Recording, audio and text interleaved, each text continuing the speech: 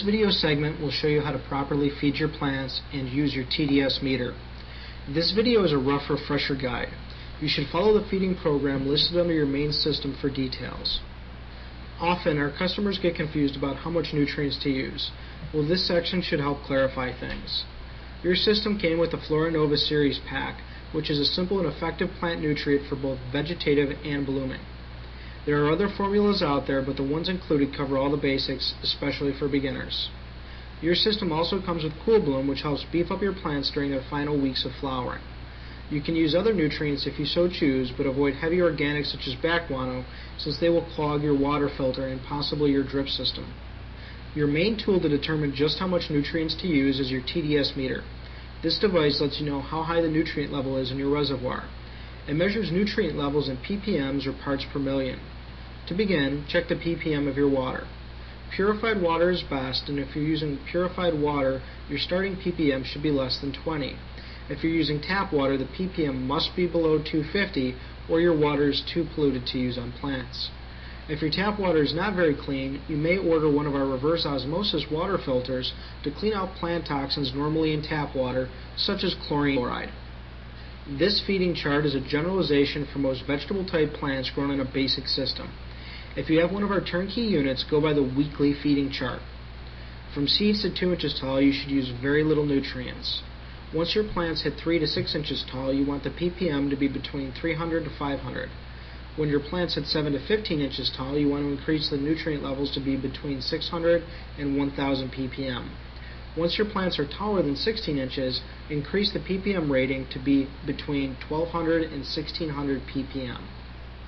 You should switch from FloraNova Grow to Bloom when your system's individual directions require you to start flowering.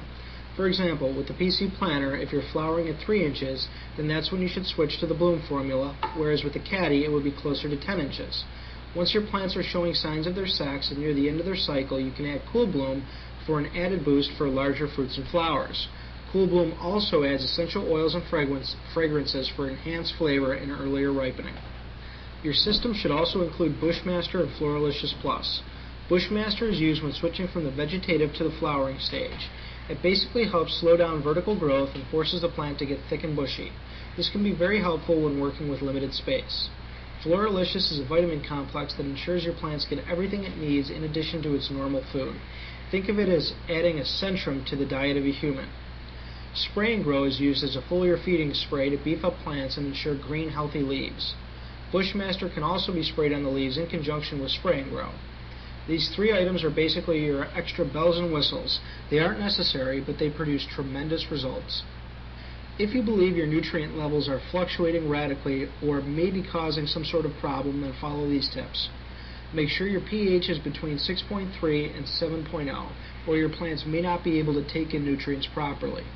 Make sure your water level isn't changing drastically, or the nutrients left in the reservoir may concentrate.